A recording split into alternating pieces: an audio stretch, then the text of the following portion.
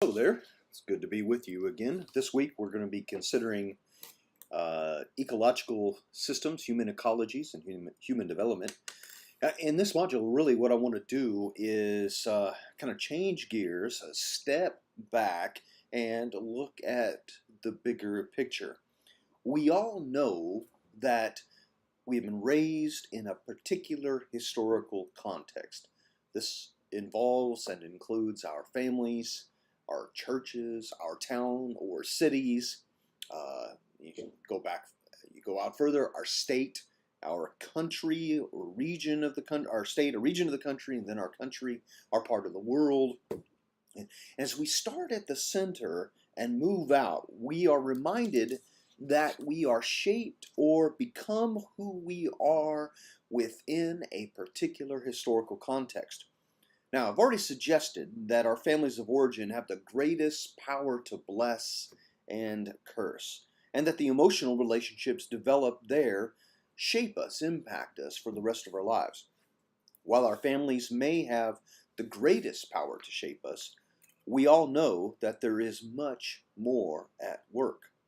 What environmental factors are shaping our parents, have shaped, and are shaping our parents? What political factors, economic, what educational factors impacted? What about culturally? What factors are at work influencing our siblings, our schools, our peers, influences, etc.? So what I want to do is I want to use this theory of ecological development to broaden our understanding of the ecologies, human and cultural, that shape us as ministers. I think this is another way to look at the larger interlocking systems that we find ourselves in. Now, the primary thinker in ecological developmental theory is Yuri Bronfenbrenner. You have this great fun book here. Yuri immigrated to the United States from Russia when he was 6 years old. He grew up in a small New York community where his father was a clinical pathologist and research director for the state hospital for those with mental disabilities. Yuri completed graduate degrees in developmental psychologies, an MA from Harvard, and a PhD from the University of Michigan. In 1948, he joined the faculty at Cornell, serving there until his death in 2005. Now, during his professional career, Yuri was motivated to do research in the developmental sciences and to bring that research to bear on public policy and private practice. This motivation spurred him to understand the implications of developmental theory, as well as shape public response to the developing child and adolescent. Now, his research confirmed for him the immeasurable value of positive adult relationships, as well as formative context for healthy development. Now, you probably don't know this, but you've probably heard of the organization called Head Start. Yuri Bronfenbrenner was the founder or the co-founder of Head Start, and is probably the best known in broader society for his belief that every child needs at least one adult who is irrationally crazy about him or her. Now, no doubt, as you read Ecologies of Human Development, those of you who are interested will immediately start seeing and making application for your ministries from a developmental perspective. Human development is definitely a crucial aspect of our being, who we are. And I want to use this theory to expose us to the larger systems at work in our lives, the lives of our family, and in the lives of those in our churches. I believe that if we are aware of these larger systems and how they impact us, to include the systems we've already discussed, then we will be that much more effective in ministering to our families and our churches. On page 3 of our book, Bronfenbrenner says that, quote, "The ecological environment is conceived as a set of nested structures, each inside the next, like a set of Russian dolls. At the innermost level is the immediate setting containing the developing person." End quote. Now, What was unique about his theory, and still is, for that matter, is that this theory looks at the interaction of the developing person and their environment. Urey proposed that there is both a progressive and a mutual, quote, accommodation between an active growing person and the relating between that growing person and the various settings in which that person exists, end quote. So there is an interconnected relationship between culture, think of different systems of networks and relating, and our development. He argued that differences in these networks create either cultural environments that promote healthy development or cultural environments that are at greater risk of fostering unhealthy development. Now, Bronfenbrenner early on conceived of 4 systems. They are the 4 he speaks of in your book: the microsystem, the mesosystem, the exosystem, and the macrosystem.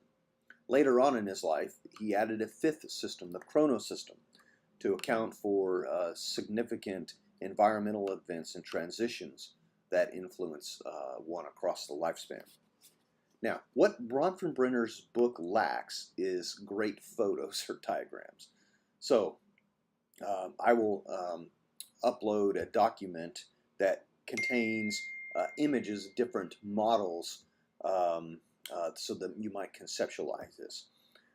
And I'll provide, I think I have up to 4 different ones that you may use and consider for your context. Now,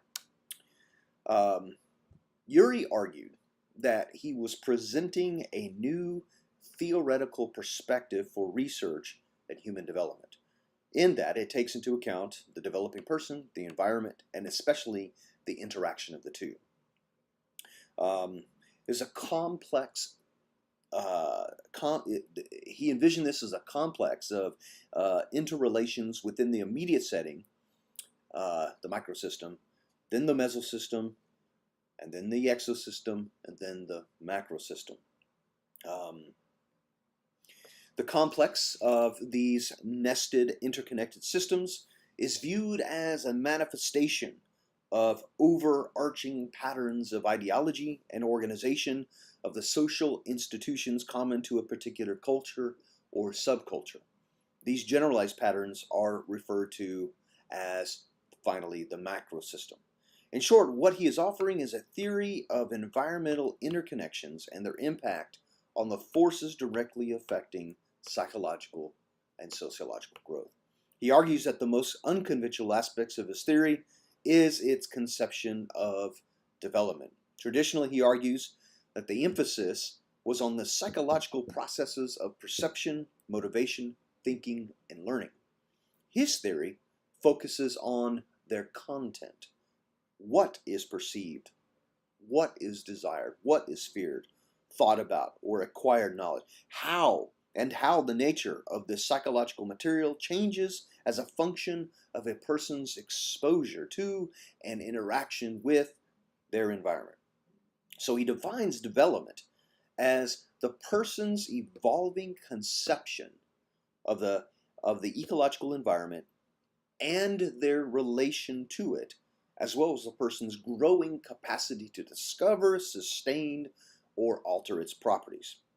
Now, he took issue with the practices or theories about how the environment influences, affects behavior and development, because they are theories about interpersonal processes, reinforcement, modeling, identification, and social learning. From an ecological perspective, such formulations have 2 shortcomings in his estimation. 1, they tend to overlook the impact of the non-social aspects of the environment. 2, they delimit the concept of environment to a single immediate setting containing the subject, what he refers to as the microsystem. Attention must be paid, he says, to the person's behavior in more than one setting, or to the way in which relations between settings can affect what happens with them. Now, I would add this. How environment influences a developing person is crucially important, as long as we don't become hyper-focused on that and neglect the larger ecological systems at work.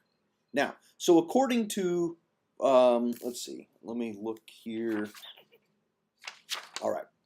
There's some. He gives, as you'll see, as you've seen, he gives several definitions throughout his book. I want to mention a couple off the bat. Number one being definition number one: the ecology of human development involves the scientific study of the progressive mutual accommodation between an active, growing human being and the changing properties of the immediate settings in which the person lives, as this process is affected by relations between these settings and by the larger context in which the settings are embedded.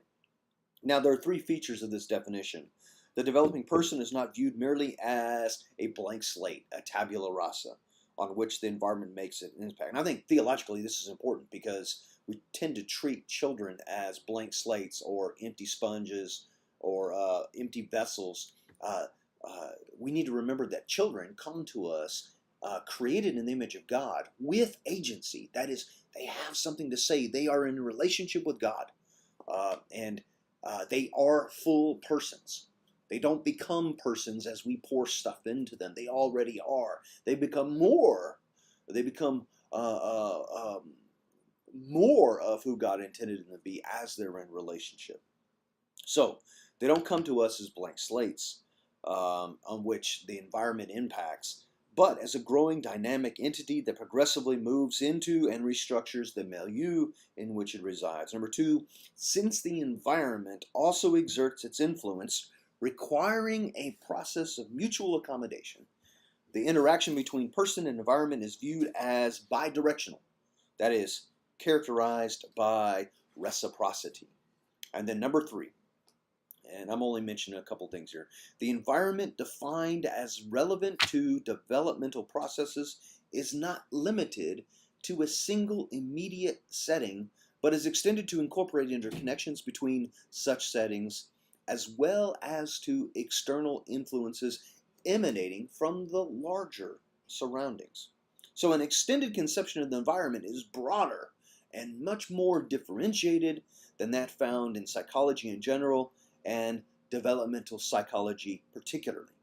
The ecological environment is conceived topologically as a nested arrangement of concentric structures, each contained within the next. These structures are referred to, as I've already said, micro, meso, exo, and macro. So let's take a look briefly at those different levels. You have these in your book, page 22 on, but I want to just mention them here for the sake of our time together. You, of course, have read these. First is the microsystem. That is the pattern of activities, roles, and interpersonal relations experienced by the developing person in a given setting with particular physical and material characteristics. This is the system closest to the person and the one in which they have direct connection. So, a family could be a microsystem, a classroom, a peer group, a religious setting like church or youth group, perhaps even the neighborhood. The mesosystem is when these microsystems begin to connect.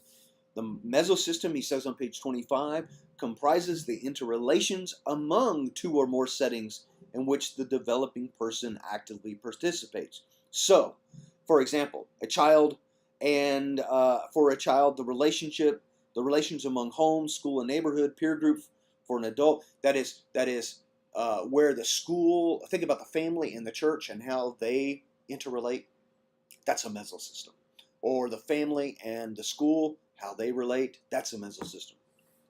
For an adult, could be family, work, and social life. And there is an indirect impact, he says, the interactions between the different parts of a person's microsystem. Now, the exosystem refers to, this is the one now that kind of encapsulates the mesos and the micro, refers to one or more settings that do not involve the developing person as an active participant.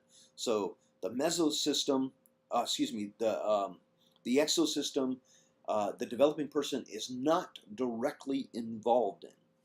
All right, that is, they're not an active participant, but the events that occur in the exosystem affect or are affected by what happens in the setting containing the developing person.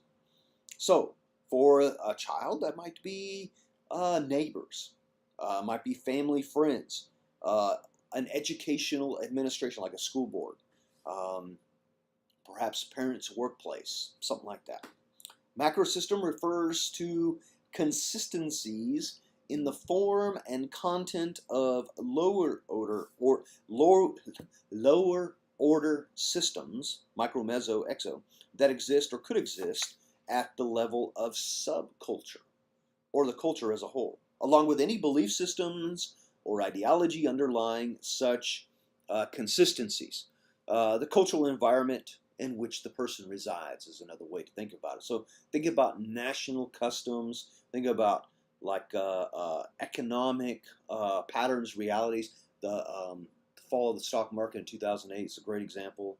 Think about social institutions, cultural values, etc. The chronosystem was added later. This is the patterning of environmental events and transitions over the life course, socio-historical conditions, life transitions, and events. Um, and you'll be able to see in the images I send you an idea.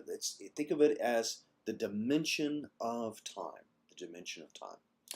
Okay, well, that ought to be enough here to get us going. You'll be responding to a case study this week as well. Blessings and peace to you. I'll see you online.